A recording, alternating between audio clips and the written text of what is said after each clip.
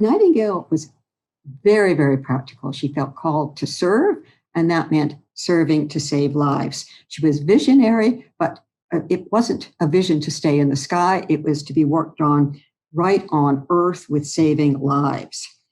And she had seen mortality fall during the Crimean War. Now, she didn't see it in numbers until post-war. The analysis was post-war, but she saw it, and she saw that if you change the causes, you get better results. You have high death rates, you bring in sanitary conditions, you lower the death rates.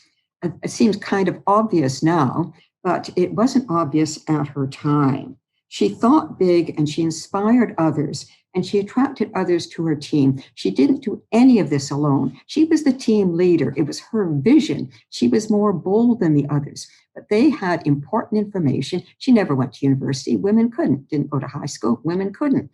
She was pretty well educated for those conditions, but she needed doctors, engineers, architects, etc., in order to do this work.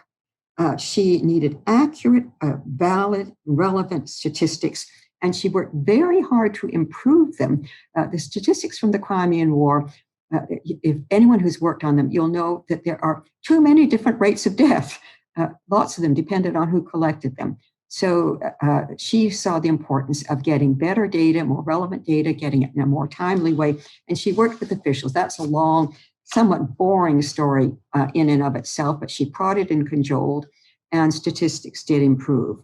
Next slide, please.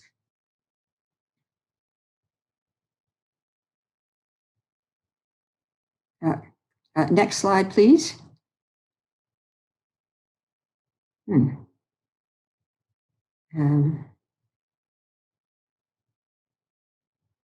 I'm not getting the next slide coming up.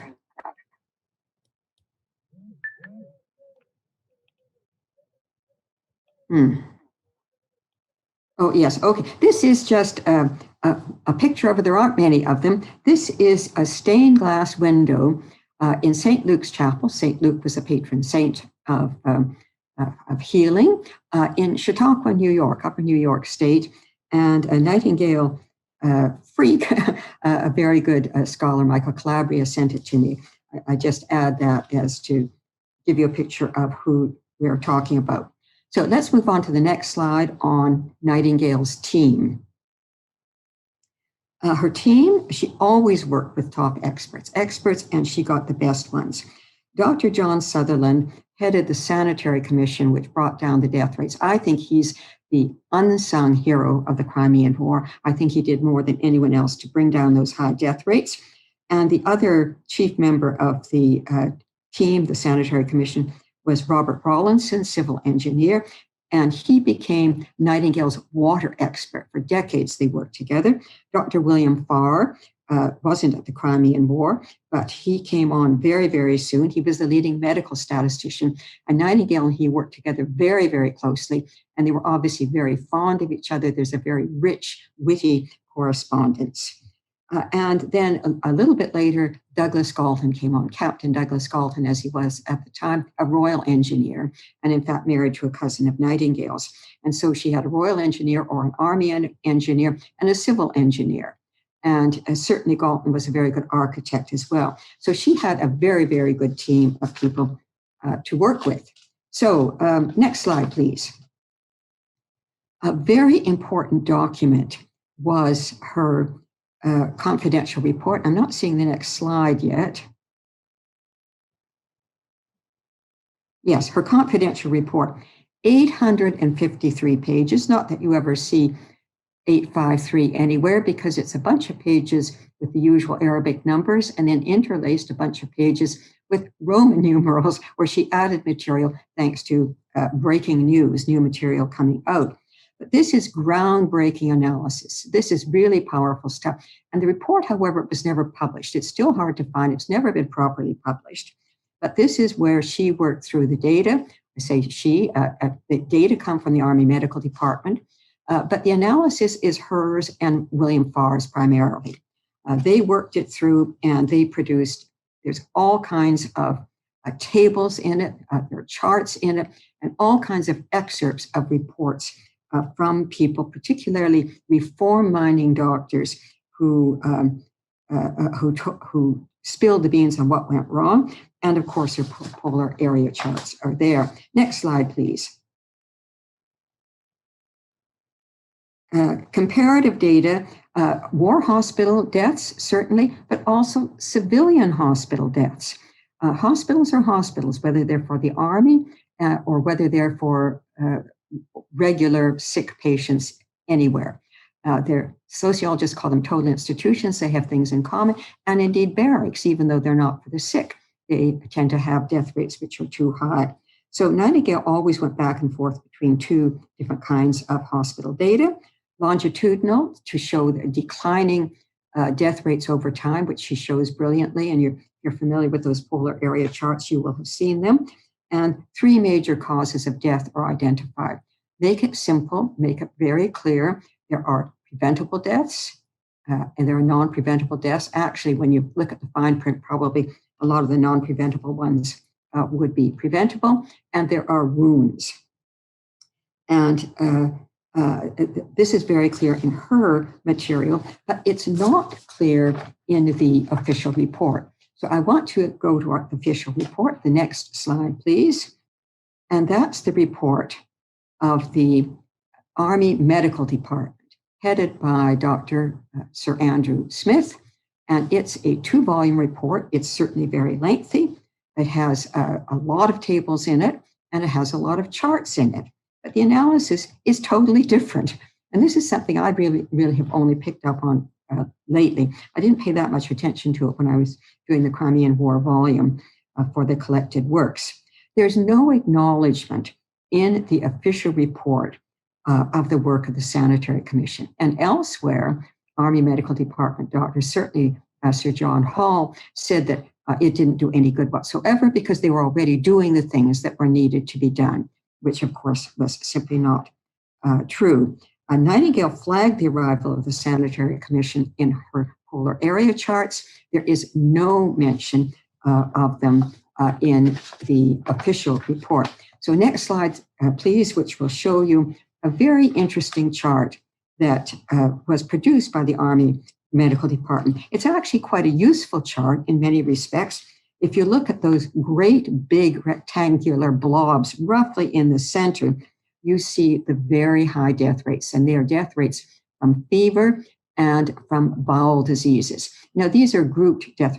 The actual bacilli that causes them, the actual technical names for them now they weren't identified then. So they're just grouped as bowel diseases, diarrhea, dysentery, and cholera, and all kinds of fevers, which had old-fashioned names like intermittent and things like that. But you can see those great big rectangles are the very high death rates of the winter of the first year in the Crimean War. And then if you move over a little bit, I don't know if you can see the dates clearly enough, but you can see March is getting a bit smaller. March is when the Sanitary and the Supply Commissions arrived and set to work, and then April, etc. And you can see the areas go down because the areas represent the number of deaths. And you can see that they're going down. But this isn't indicated in the chart at all. And if you look to the far right, you see fairly narrow columns, but they're even grouped data, or they would have disappeared completely because the death rates for the British Army during the Crimean War went down to only 2%. They were tiny. They wouldn't show up if they weren't grouped. So in short, in the official report, the great success in bringing down the death rates is not obvious. It's not flagged. And in fact, it's minimized by the grouping together of data during the successful period after the Supply Commission had improved conditions in camp, better nutrition, better shelter, better clothing, less work, and so on.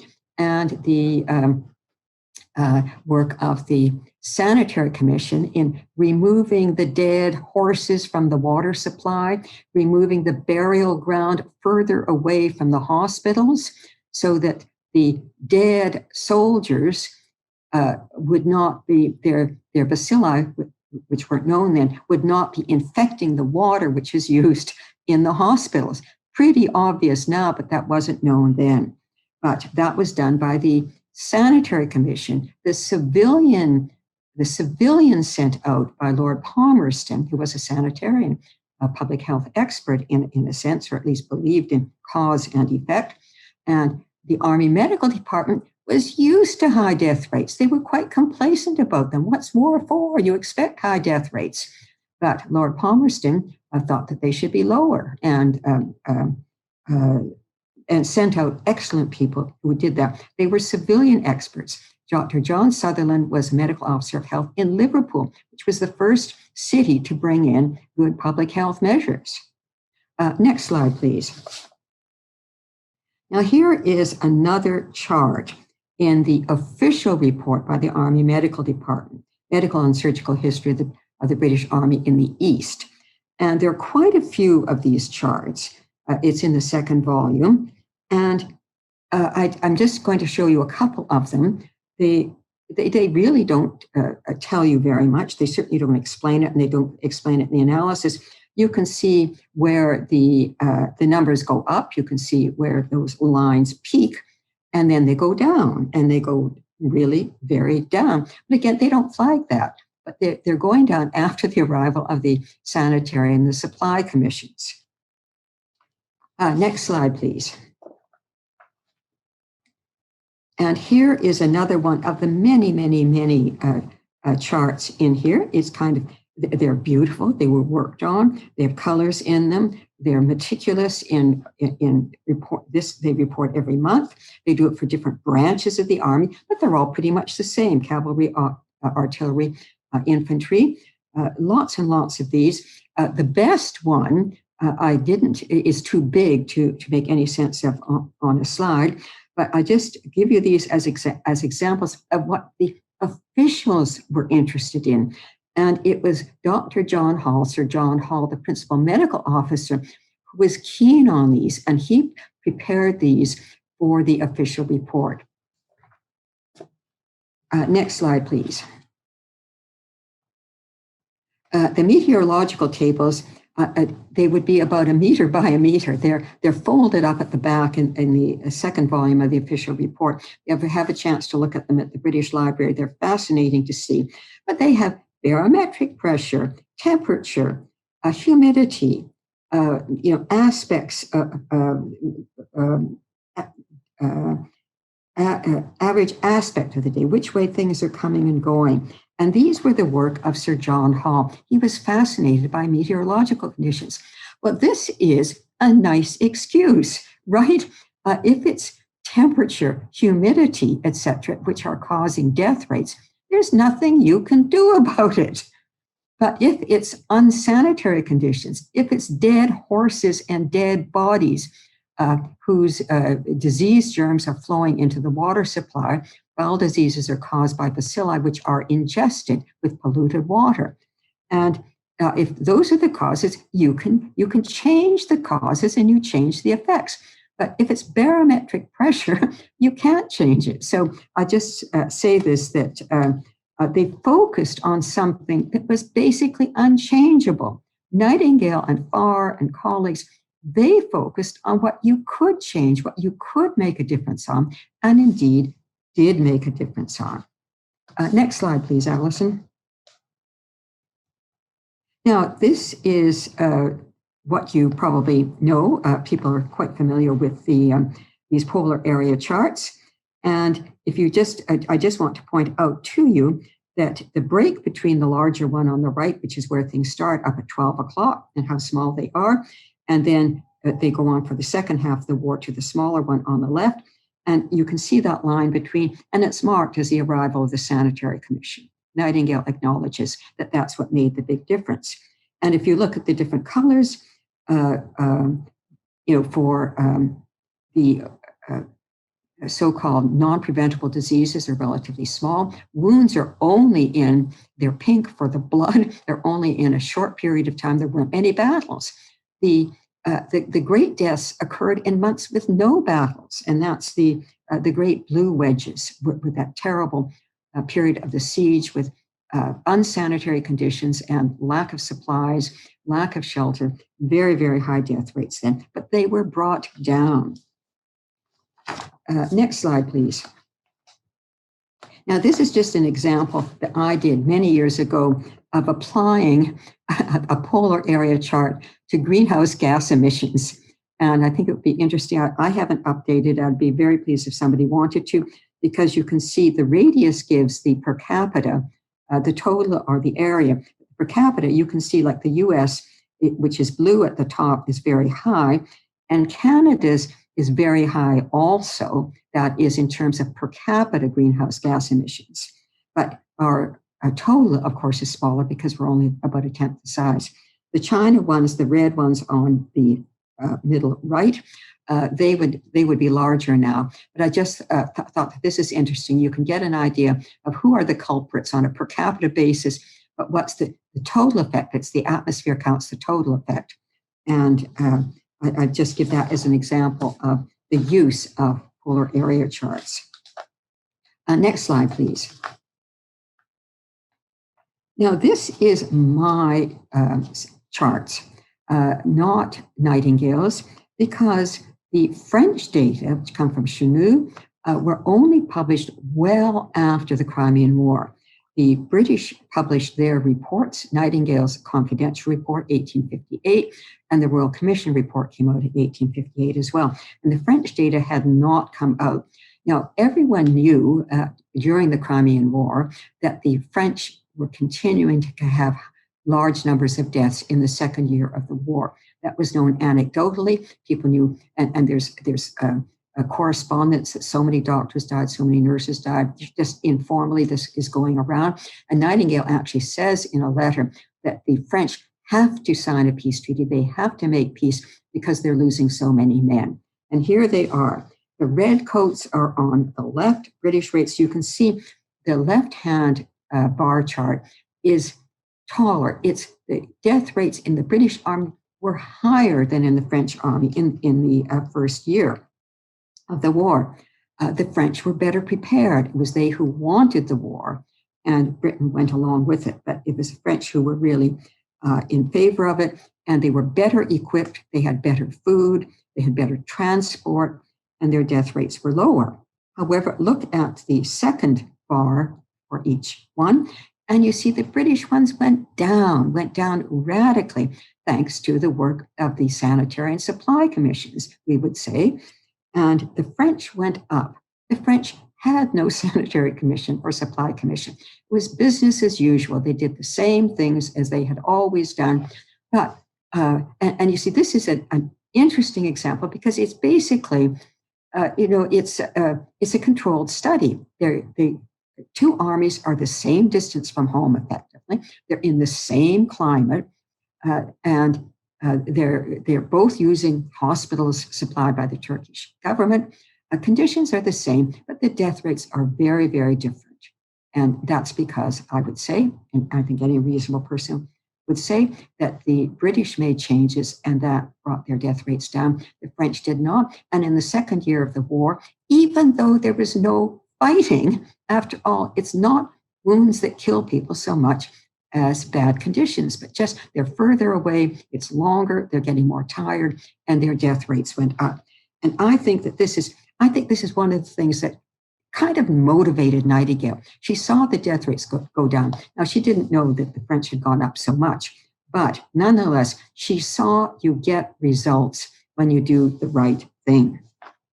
So next slide, please. And here what I want to do is to go into really her work after the war. She wanted better data for the Army in peacetime. Commanders need to know how many men they have, how many are sick, etc. And you need to have this in a timely way. And I mentioned before, she helped to move that along. Next slide, please. And that was largely moved along by the creation of an Army Statistics Department. That was one of the major recommendations of the Royal Commission report. And Sidney Herbert was the chair of that commission, and he chaired the 4 subcommissions that worked on the particulars that needed to be changed, such as having an Army medical department that taught military hygiene, that is public health, that is disease prevention, not just how to hack off a limb for somebody who needs an amputation on the battlefield, which was really their specialty. But the Army Statistics Department was very important. And they need to provide timely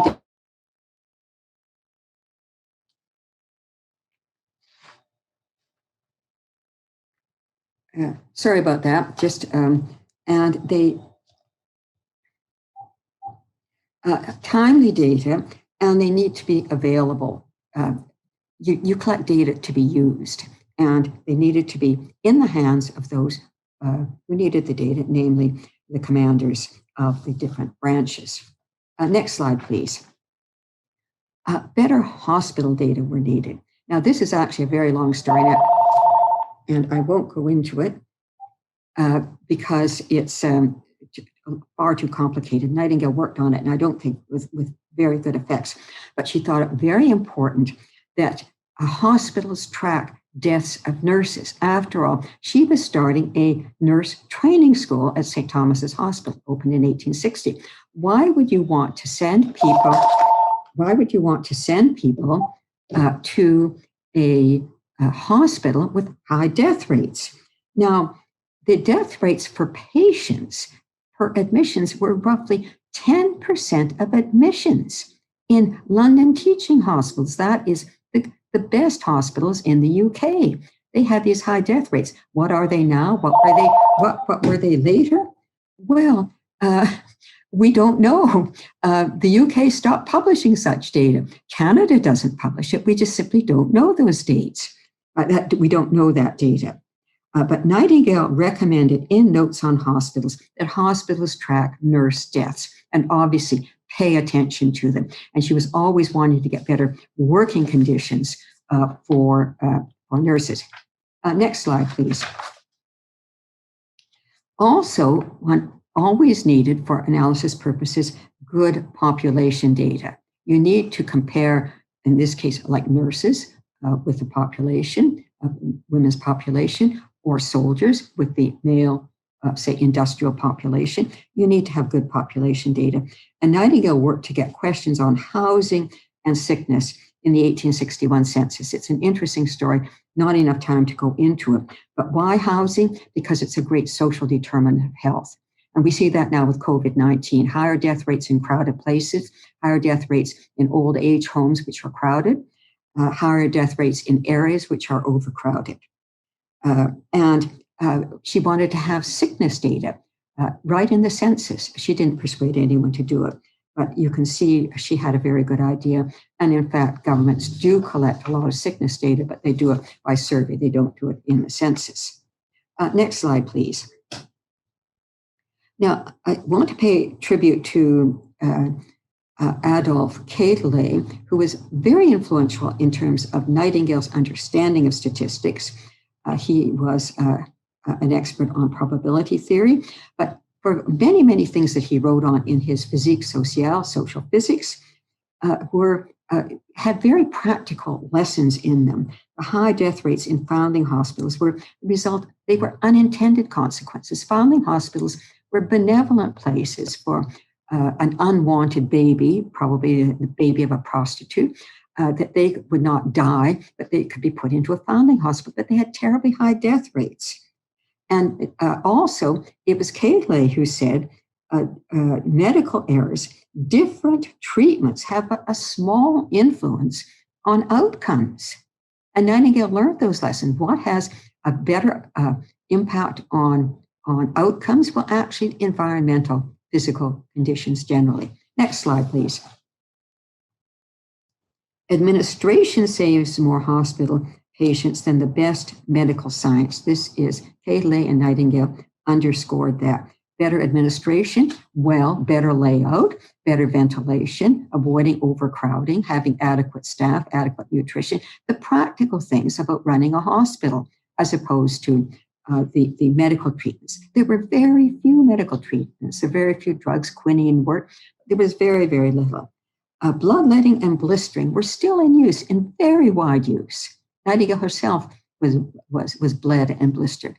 And these continued late into the century, even though there was no evidence to show that they did any good, but they hung around. Doctors are very slow to take things off the list.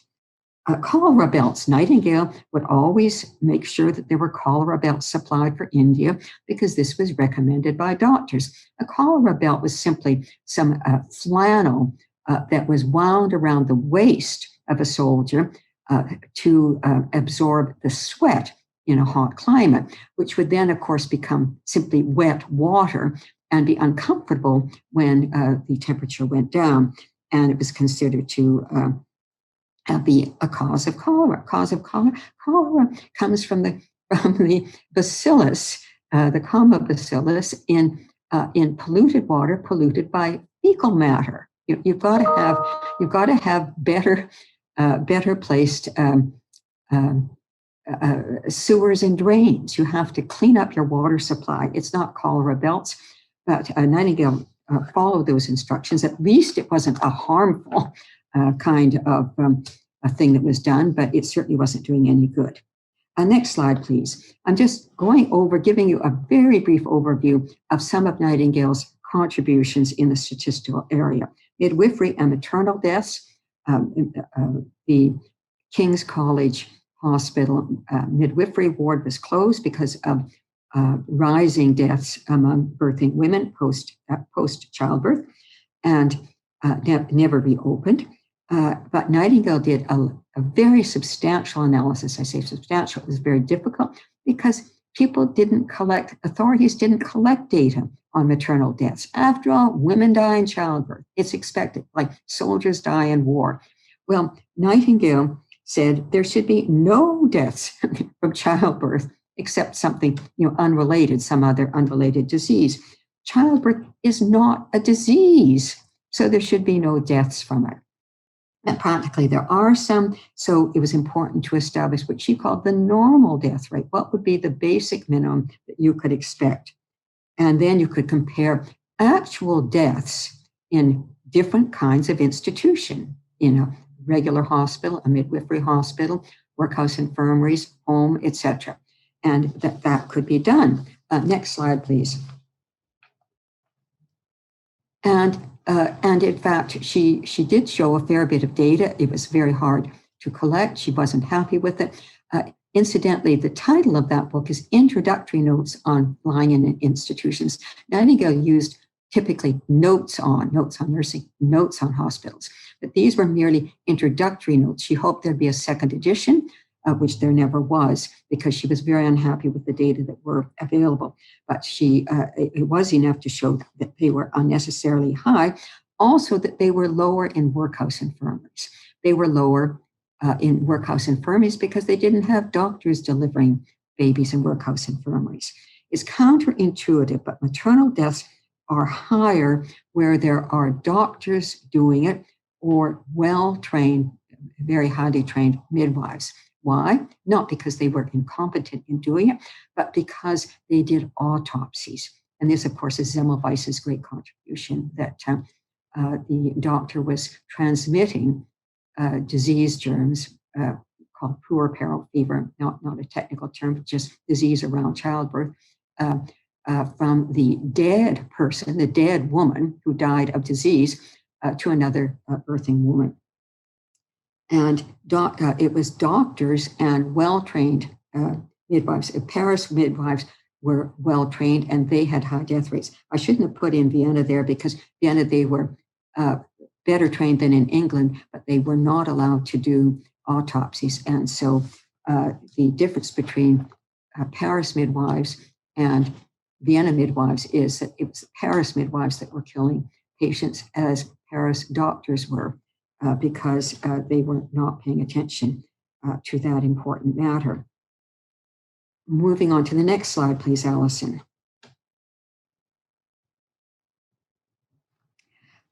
Indigenous death rates.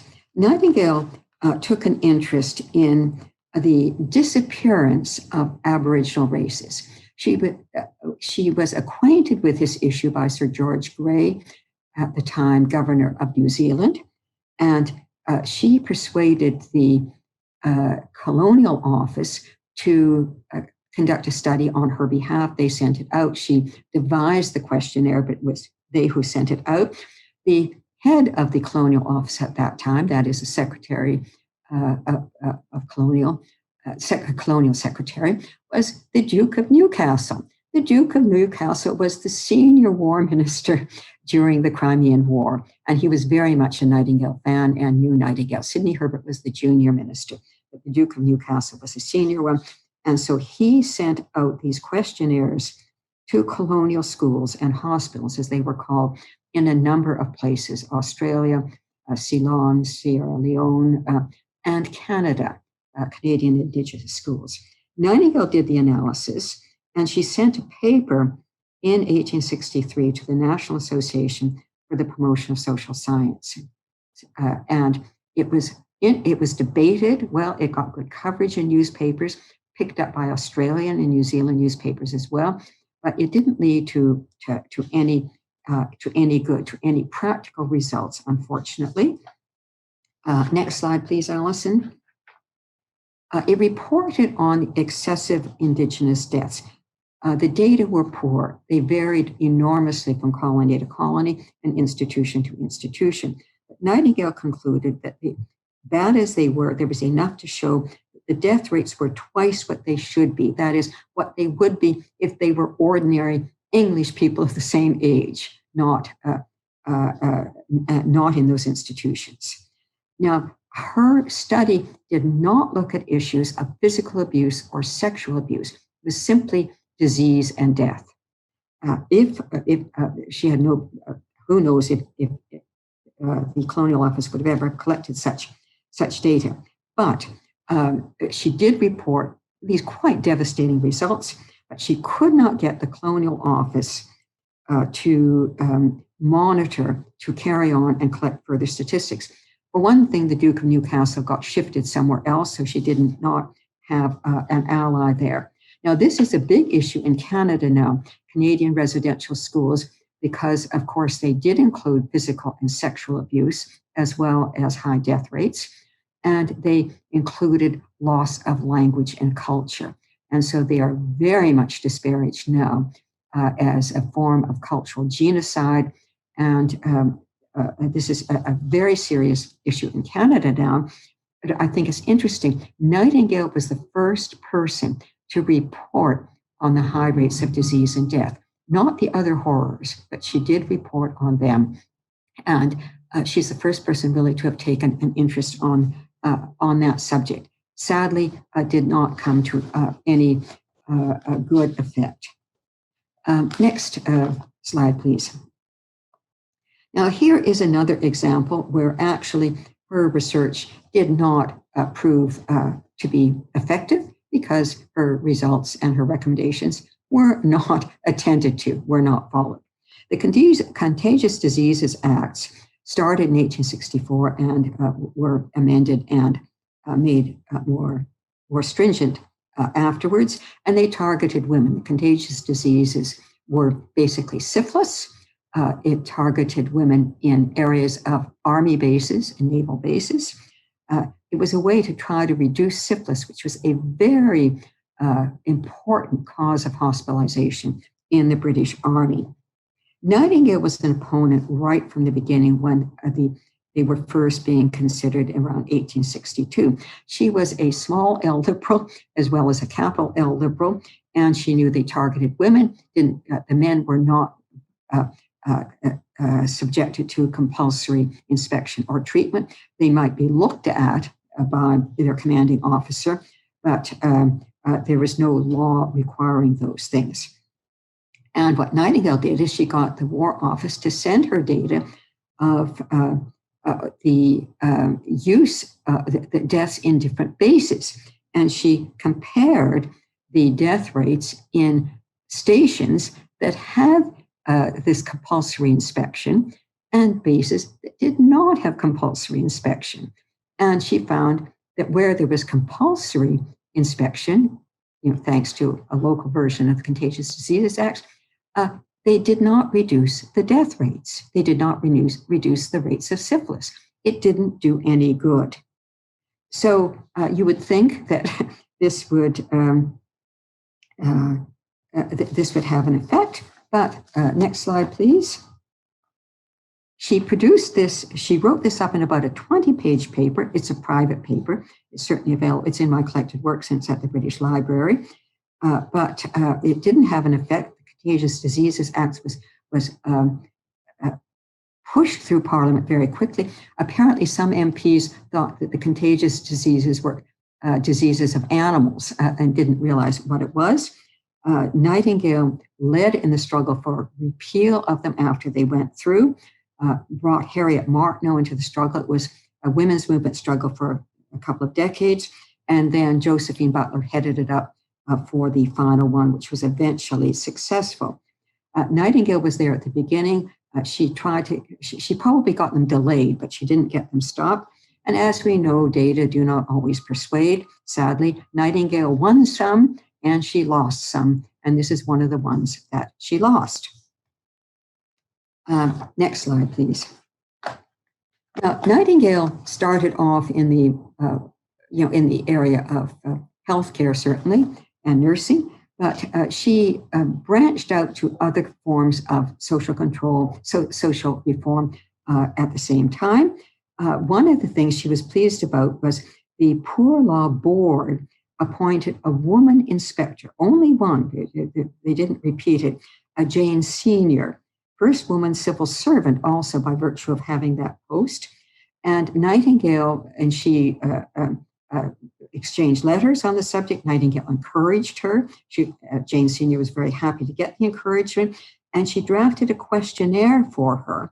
Basically, it was a means to track the success or not of the workings of those poor law institutions that children were at, which she inspected.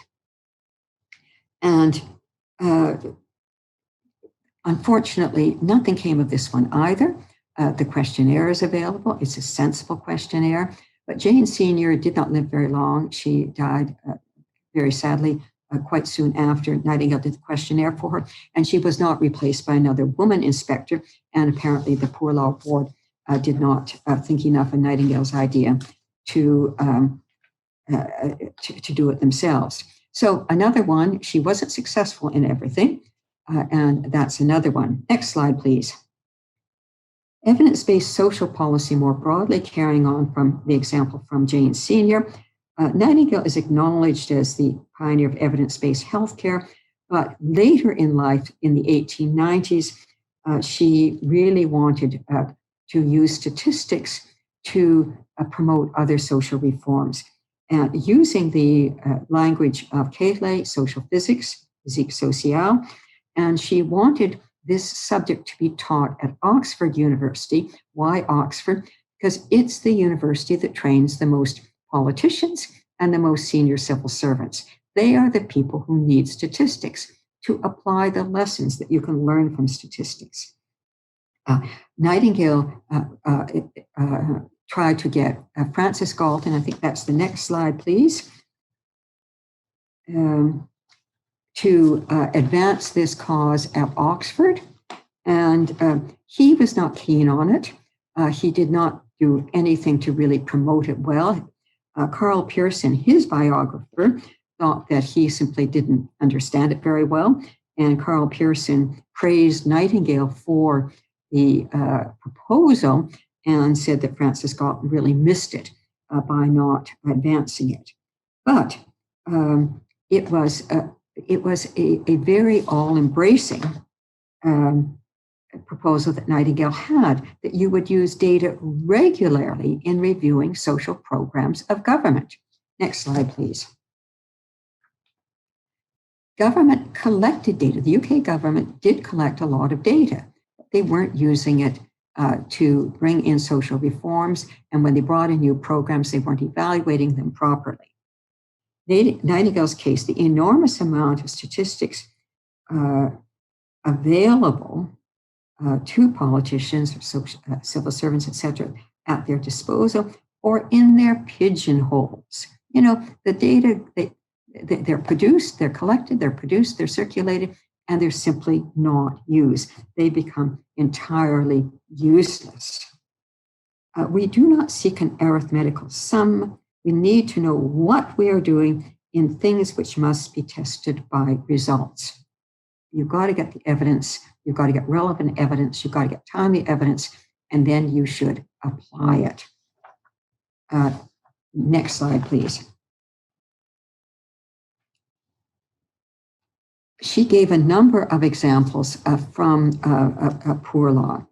Compulsory, well, the first one here I've got down here is Elementary Education, Forster's Education Act, which made schooling compulsory. What good does it do? I mean, are children who get schooling, I mean, do they do better in life? Poor law, what's its effect on crime? Do children of workhouse inmates, do they become inmates themselves of workhouses, or do they become independent? There are schools in workhouses, union schools. What kind of effect do they have? And then she has some very interesting examples on India. Incidentally, there are quite a few more examples that she's given. I'm just giving you a few examples because she gave quite a few. British administration in India, did it make the people richer or poorer?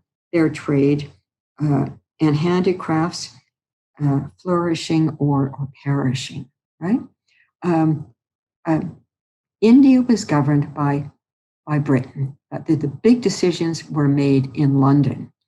Nightingale understood that, and she nonetheless continued to believe that Britain should administer India for the benefit of Indian nationals themselves, which, as we know, very seldom happened. Next slide, please. This is actually getting on to this, I think, my second last slide, so there will be a reasonable amount of time for questions. And this one is Nightingale's tribute to Sidney Herbert. Sidney Herbert was the junior war minister, and he's the person most responsible for sending her to the Crimean War in the first place and encouraging her and working with her, chairing the Royal Commission when the war was over to really analyze what went wrong to make sure that those death rates did not recur.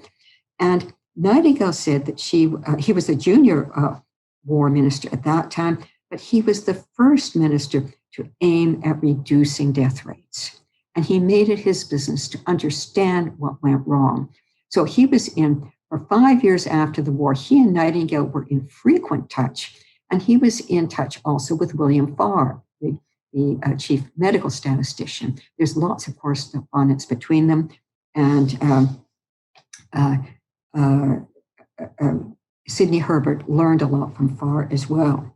So he chaired the Royal Commission, and he chaired the 4 sub-commissions, which included one to set up the Army Statistics Department, the Army Medical School, which would work on prevention, a cooking school as well, that because nutrition was terrible, the men were basically given salt pork and salt beef, which doesn't give you adequate vitamins, and nutrition is important.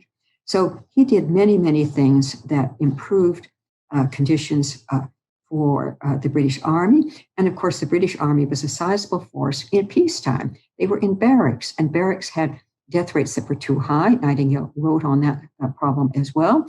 And so their death rates had to be brought down, as not just to bring down death rates in war, but why should soldiers die in peace in barracks in London?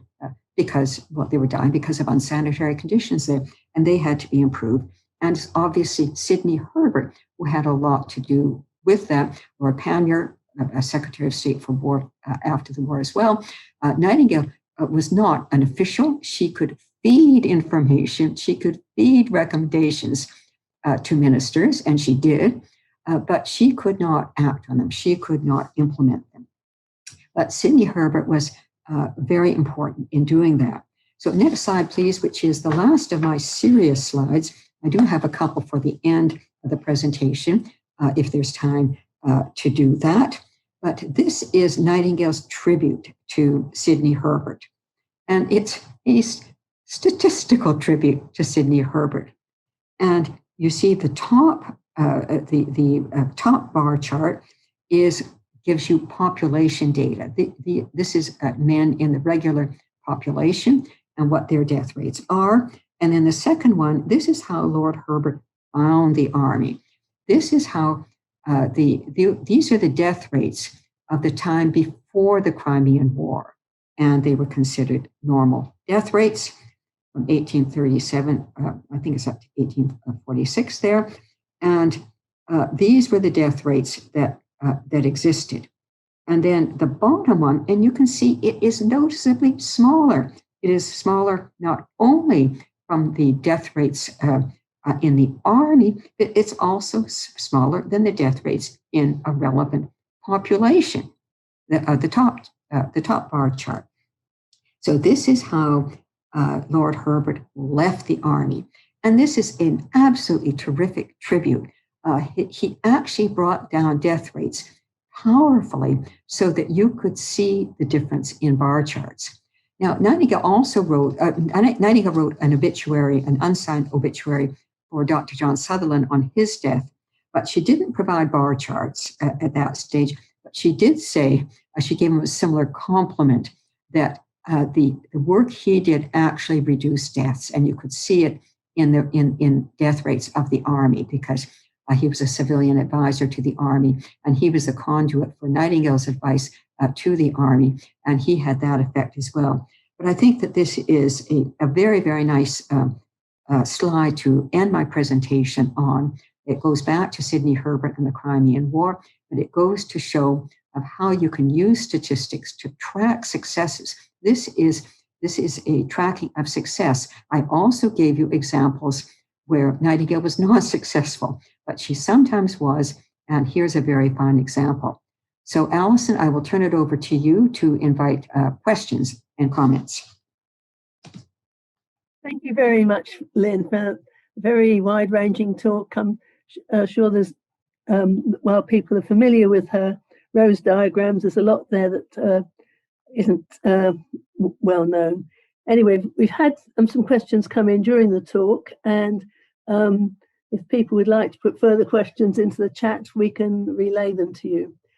First question was about the slide you showed about Hall and the weather, and saying, did he have a reason to suspect a connection between weather and disease, as in the miasma theory?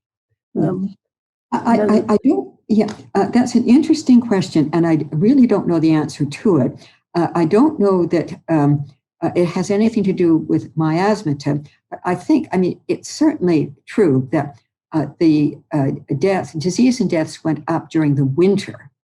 At least in that first winter, they were very high.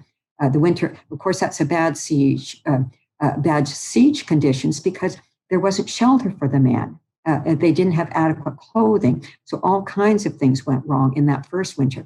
And so certainly, and in places which, India, there were high death rates.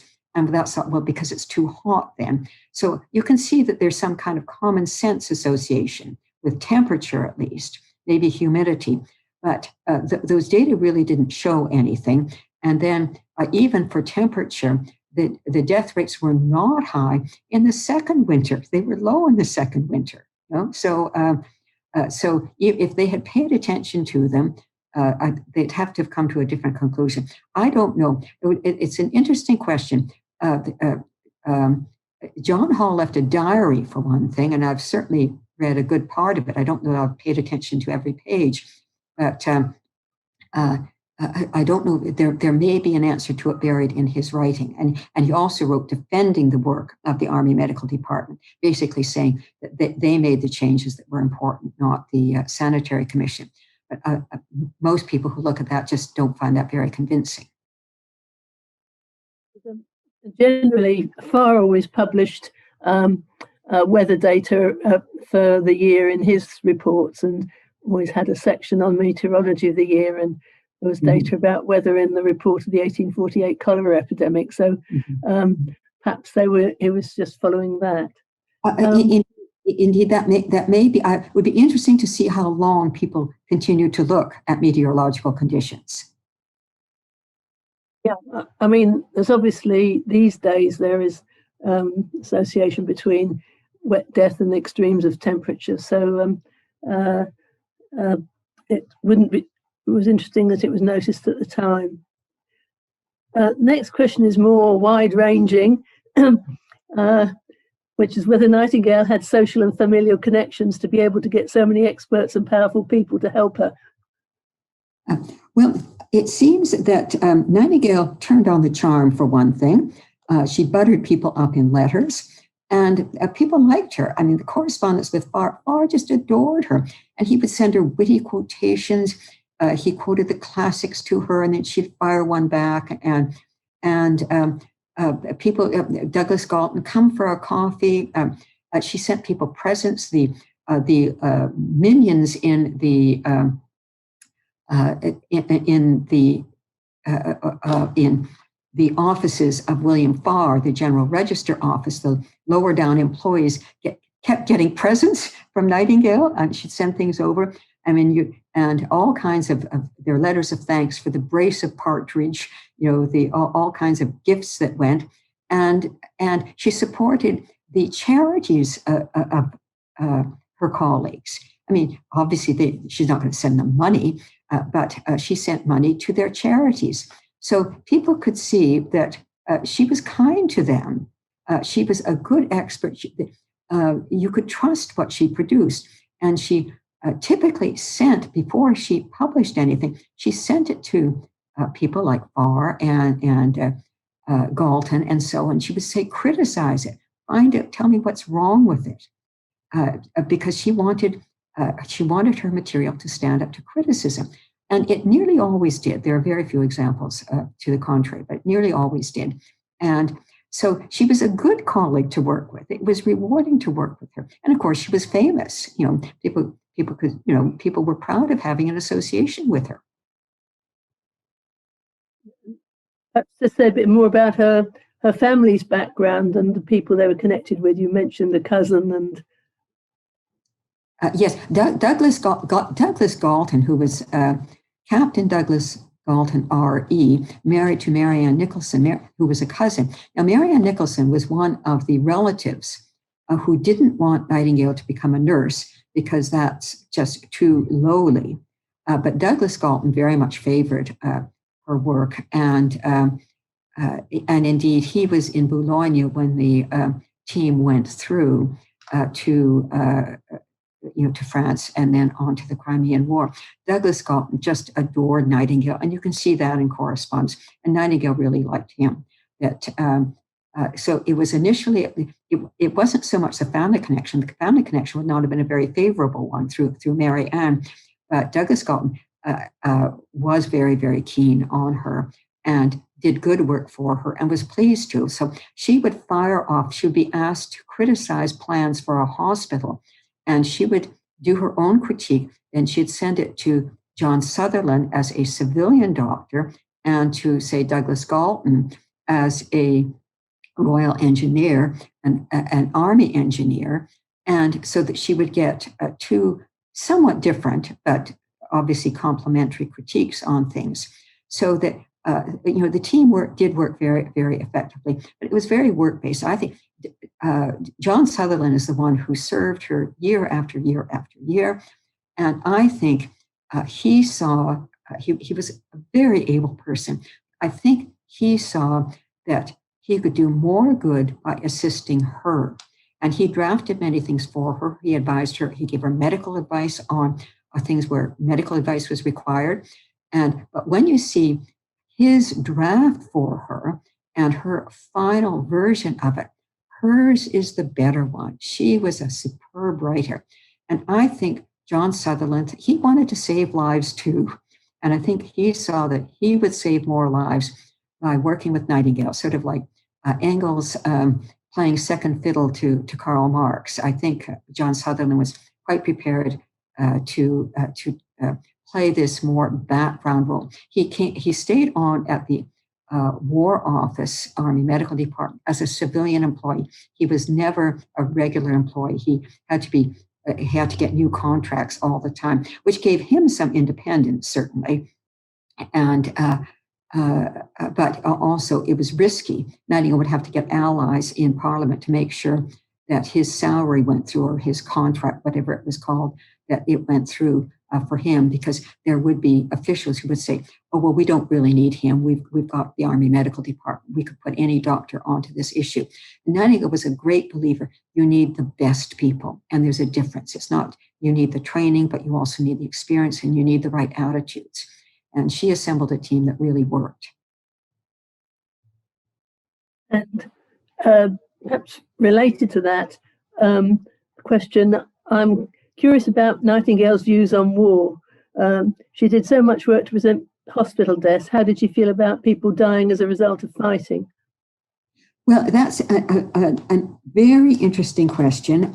She believed in force majeure, as it's called. Doesn't say much about it, but there's one favorable reference. And one of the missing things of something I planned to do if I had stayed in London longer on this last trip last spring was to try to get a really complete count of deaths in the Crimean War, because I've never seen one. You see, the deaths from wounds which are reported are deaths in hospital or post-battle deaths. The actual deaths on the battlefield of people who simply die and they're buried there and they don't go to a hospital, they were collected by the Adjutant General's Department. And there are a few references to it and how different they are. But I would like to see an account that is a complete account of the deaths of the Crimean War, including battlefield deaths, Adjutant General's report, including hospital deaths, including, with their different types, including deaths of doctors and nurses and other people. I've never seen that. So we don't really know, nor did Nightingale know exactly what the deaths were on the battlefield. Now, that's not an answer to your question. Nightingale became more anti-war as she grew older. She admired and respected people who went into the army, whether as officers or ordinary soldiers. It was a tough life and a disciplined life, and she respected them. And when she had relatives or relatives of the Verneys and so on, distant cousins and so on, who wanted to go to war, she would actually write a letter to the commander saying, so-and-so really wants to, actually get into the action. And so she respected those decisions, but the Franco-Prussian War, to a great extent, turned her off war. And she becomes less enthusiastic about war after that. But this is a very complicated issue. It's you think of other people in the Crimean War. Leo Tolstoy was in the Crimean War with the Russians, and his first reports from the war, he's very admiring of the British, because he thought that they weren't as corrupt as the Russians. The Russians, in terms of orders and things like that, were very corrupt. He admires the British, but he reports on war. But he was an artillery captain, and later he becomes a pacifist. And Henri Dunant, the major founder of the Red Cross, who admired Nightingale and wanted to make war charitable, to reduce the number of deaths in war by having volunteers assisting post-battle. Henri Dunant eventually came to the conclusion that you can't make war charitable, and he became a pacifist late in life. So Nightingale certainly did not become a pacifist, but she became more leery of war from the Franco-Prussian War on. This is moving to a different area, the Contagious Diseases Act. Did Nightingale collaborate with Josephine Butler on the Contagious Diseases Act, or did Josephine Butler take over from where she left off? Well, a little bit of both. Nightingale started it, and she always had to apologize that she, as a single woman, knew something about this subject. After all, it's, sexually transmitted disease. What would she know about sex? And Harriet Martineau was a single person too. Josephine Butler was the ideal person to carry on. She was a married woman. She was married to a Church of England priest. And Nightingale did give her some support when she took it over. Harriet Martineau was the person in between, and Nightingale recruited Harriet Martineau to work on the subject. And Josephine Butler then came in, and Nightingale helped her when it became as an international issue, because, of course, the UK was late in coming on to this compulsory inspection and treatment. of suspected prostitutes. It was all over Europe before then. And there was an international committee. And Josephine Butler. Josephine Butler was the right person to do it. She was an excellent speaker. Nightingale never gave a speech in her life that we know of, never. And the papers that she wrote were sent to conferences and other people read them. She never even read a paper. However, Josephine Butler was not good on the facts. And this riled Nightingale a little bit. But I think, with the benefit of hindsight, we can see that they both contributed, because Nightingale was very good on the facts, but it needed more. The facts didn't do it, and you needed to rally people. And Josephine Butler was very good at doing that. Now, coming off in a different direction, we have a question: what are the messages we should learn from Nightingale for us today, nowadays, while teaching medical statistics? Well, it's have a bold vision.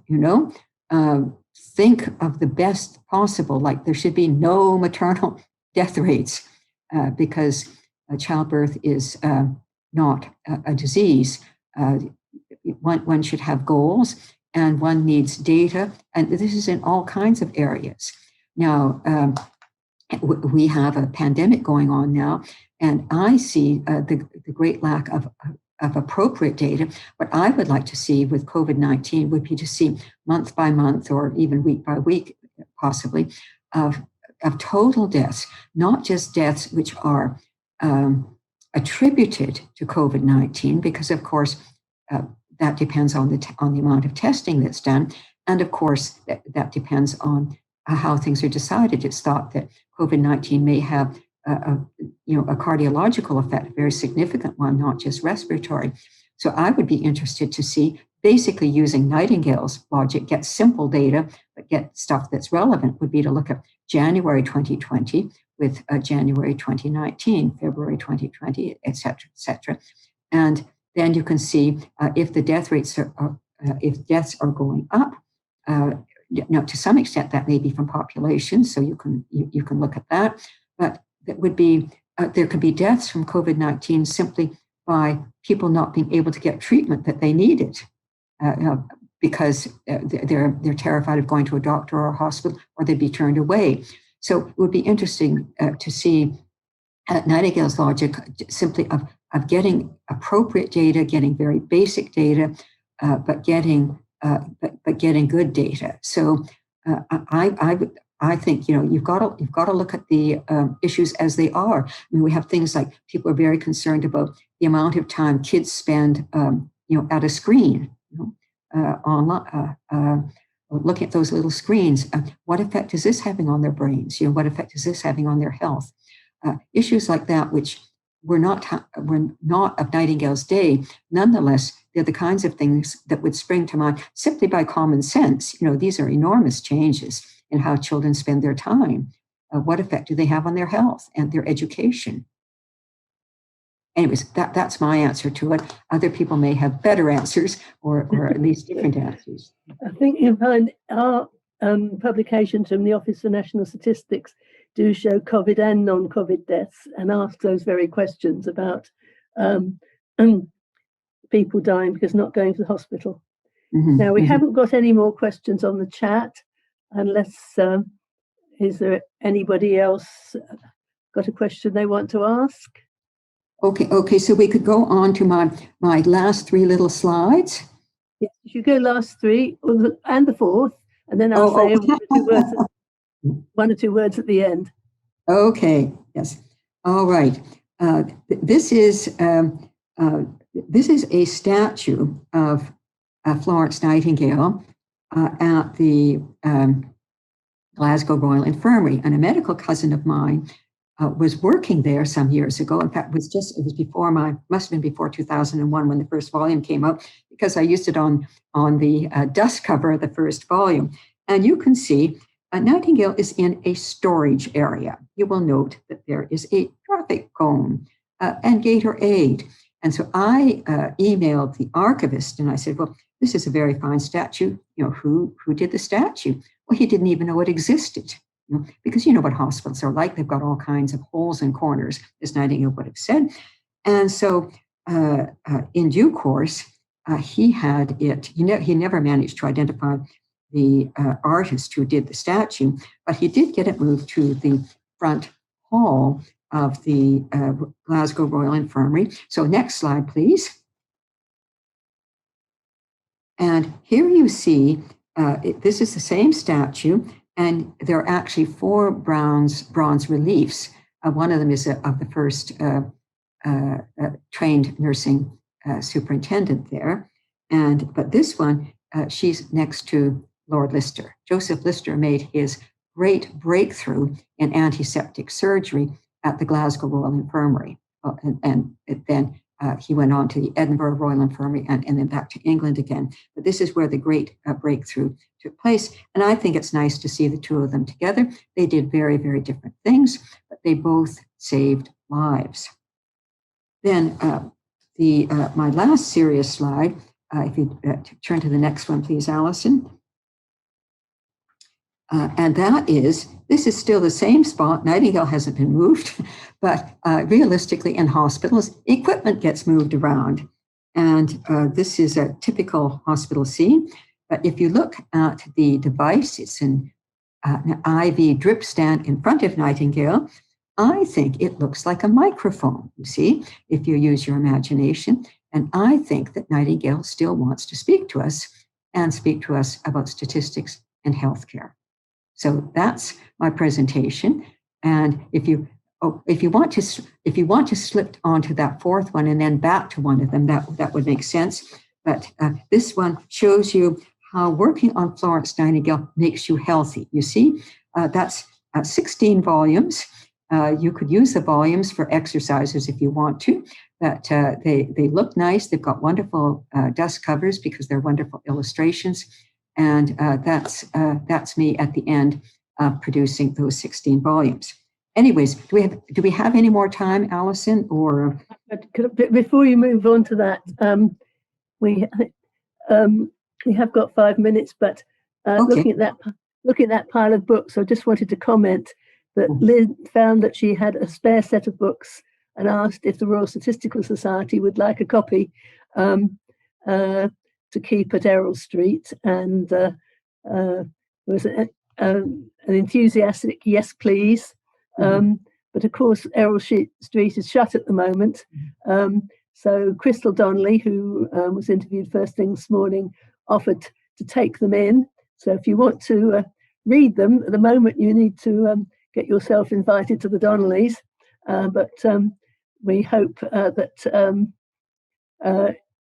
they will eventually end up at Errol Street, and perhaps we can have the wine reception to announce their arrival. So I'd like to thank Lynn very much for a very extensive and wide-ranging talk, and for the copy of her books. And we'll look forward to the wine reception. But perhaps you've got 3 minutes left, Lynn, if you want to say anything else. Well, let me just say something very, very quickly, and that is I just received an email last week from someone in the Young Statisticians section of the Royal Statistical Society. I didn't know there was a Young Statisticians section, and they said that they were producing a Nightingale badge, and they were going to give me the first badge. So I will be very pleased to receive that first badge. I don't know if there are any young statisticians in the group on this Zoom call, but thank you very much to any of you who are there. But let me just close by saying that I have very much enjoyed working on Nightingale. I have gone on to other issues. As a volunteer, as a civil society activist still, the campaign for the abolition of solitary confinement. Solitary confinement is still widely used, makes people go crazy. It's something that I think we can win. I work on climate change, which is a really difficult issue to work on. The UK is making progress on it. We're not. When people say that Nightingale is the only thing I work on, no, I do work on other things, but I try to use Nightingale's principles in working on them, and that is of getting good data, being persuasive, getting to the core issues on those, and also working with a good band of people, so that those principles are very useful for activists, civil society activists, that you can put your statistics to good use in arguing for social betterment, social reform, as Nightingale did. Thank you. Very much, Lynn.